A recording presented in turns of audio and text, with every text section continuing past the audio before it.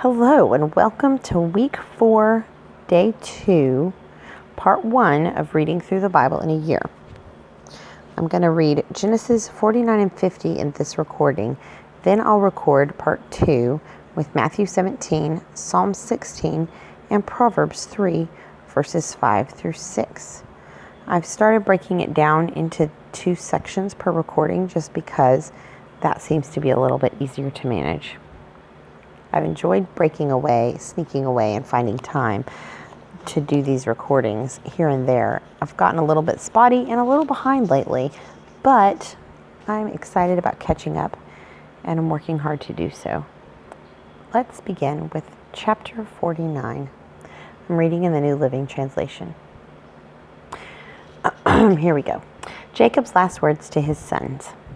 Then Jacob called together all his sons and said, "Gather around me, and I will tell you what will happen to each of you in the days to come. Come and listen, you sons of Jacob. Listen to Israel, your father. Reuben, you are my firstborn, my strength, the child of my vigorous youth. You are first in rank and first in power, but you are as unruly as a flood, and you will be first no longer, for you went to bed with my wife. You defiled my marriage couch. Simeon and Levi are two of a kind. Their weapons are instruments of violence. May I never join in their meetings. May I never be a party to their plans. For in their anger they murdered men, and they crippled oxen just for sport.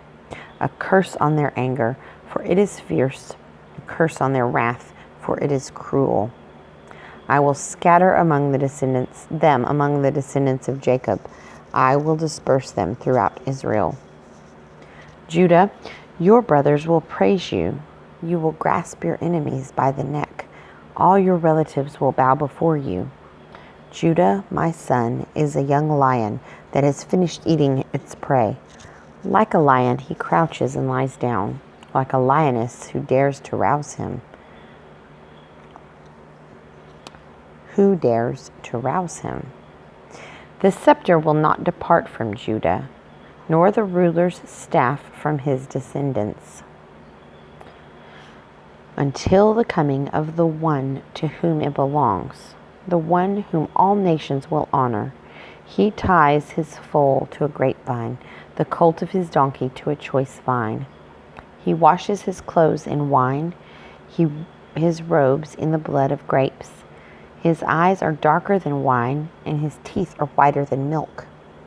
Zebulun will settle by the seashore and will be a harbor for ships. His borders will extend to Sidon.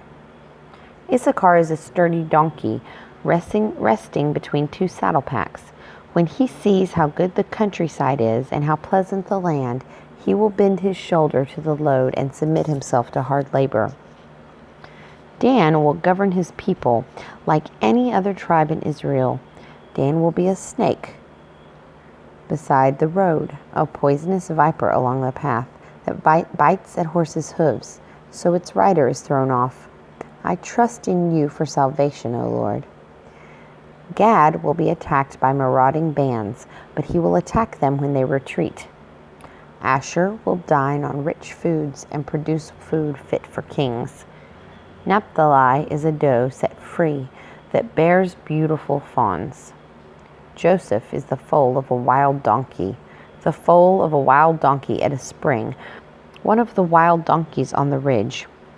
Archers attacked him savagely. They shot at him and harassed him, but his bow remained taut, and his arms were strengthened by the hands of the mighty one of Jacob, by the shepherd, the rock of Israel.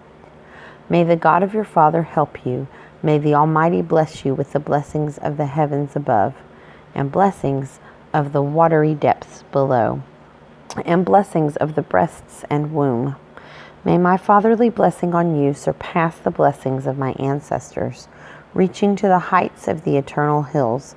May these blessings rest on the head of Joseph, who is a prince among his brothers. Benjamin is a ravenous wolf, devouring his enemies in the morning and dividing his plunder in the evening.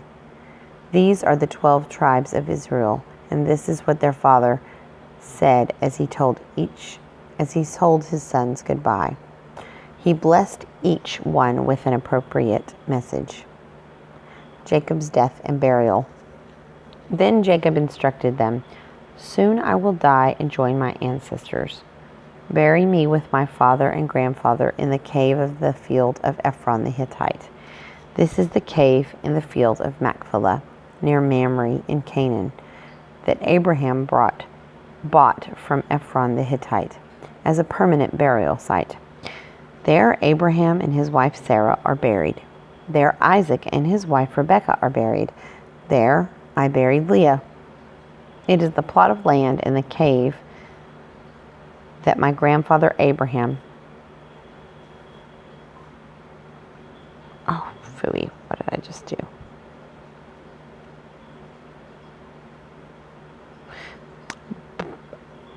It is the plot of land in the cave that my grandfather Abraham bought from the Hittites. When Jacob had finished this charge to his sons, he drew his feet into the bed, breathed his last, and joined his ancestors in death.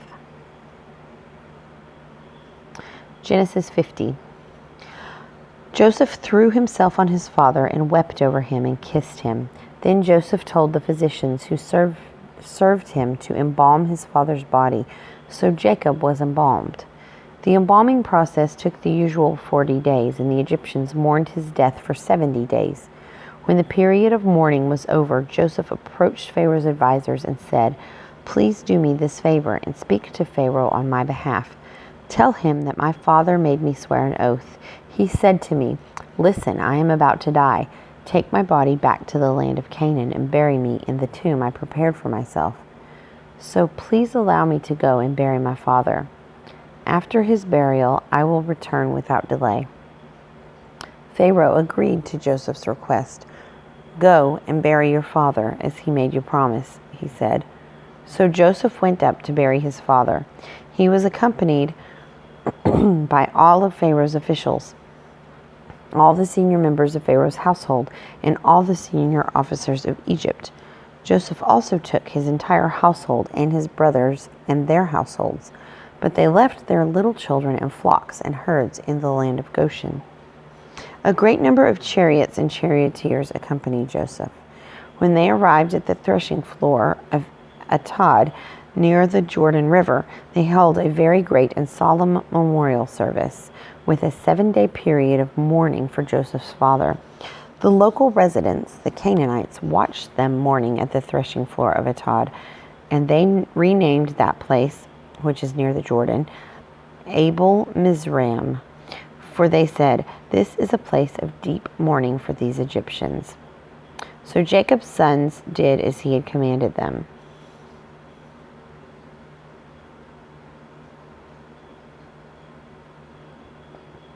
So Jacob's sons did as he had commanded them. Where did it go? Yes. They carried his body to the land of Canaan and buried him in the cave in the field of Machpelah near Mamre. This is the cave that Abraham had bought as a permanent burial site from Ephron the Hittite. Joseph reassures his brothers. After burying Jacob, Joseph returned to Egypt with his brothers and all who had accompanied him to his father's burial.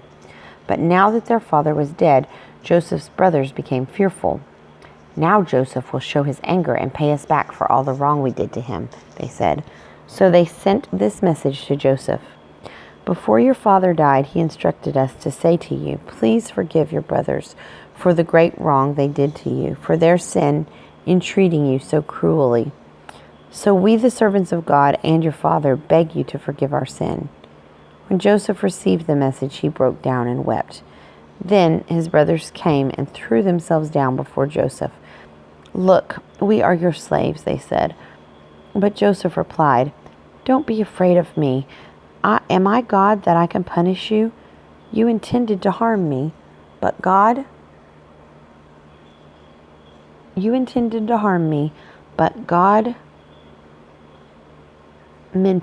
intended it all for good. He brought me to this position so I could save the lives of many people. No, don't be afraid.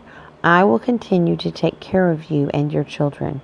So he reassured them by speaking kindly to them. The death of Joseph. So Joseph and his brothers and their families continued to live in Egypt. Joseph lived to the age of 110. He lived to see 3 generations of descendants of his son Ephraim, and he lived to see the birth of the children of Manasseh's son Machir, whom he claimed as his own. Soon I will die, Joseph told his brothers, but God will surely come to help you and lead you out of this land of Egypt. He will bring you back to the land he solemnly promised to give to Abraham, to Isaac, and to Jacob. Then Joseph made the sons of Israel swear an oath, and he said, "When God comes to help you and lead you back, you must take my bones with you." So Joseph died at the age of 110. The Egyptians embalmed him, and his body was placed in a coffin in Egypt.